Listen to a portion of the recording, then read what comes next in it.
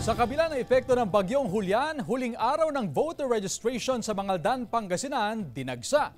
Silipin sa ulat ni Jasmine Gabriel Galban. Dagsa ang mga humabol sa huling araw ng voter registration sa COMELEC sa Mangaldan, Pangasinan. Karamihan ay mga bagong aplikante, gaya ni Daryl mula sa Barangay Talugtog. Kahit pa malakas ang ulan dahil sa bagyong Julian, nagpunta siya sa COMELEC upang magparehistro. Ano po, busy po sa trabaho. Kaya ngayon lang po. So kahit umuulan? Pumunta ako. Nagpatupad ng 3 p.m. cut-off ang COMELEC Mangaldan. Ibig sabihin, ipuproseso ang aplikasyon ng lahat ng nakapila pagpatak ng alas 3 ng hapon, kahit pa lumampas na sa 5 p.m. na deadline.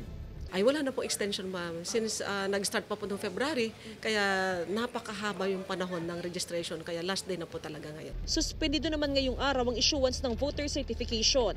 Samantala, bago pang pagsisimula ng COC filing bukas, October 1, may mangilan-ngilan ng aspirant sa Mangaldan ang nagpa-check ng COC form at documents sa COMELEC.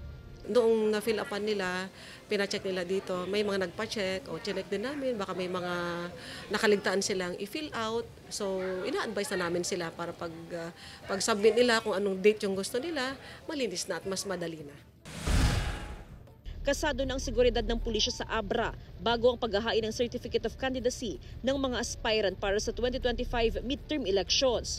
May inilatag na security plan sa bawat bayan. Una rito, mahigit 100 pulis na kabilang sa motorcycle riding unit ang nagsanay na magsisilbing motorcycle patrol. Pagpapalakas ito sa presensya ng kapulisan sa lansangan at agarang makapagresponde sa anumang insidente. Tuwing eleksyon, ang Abra ay isa sa mga tinututukan dahil sa mainit na laban sa politika. Jasmine Gabriel Galban, One North Central Luzon.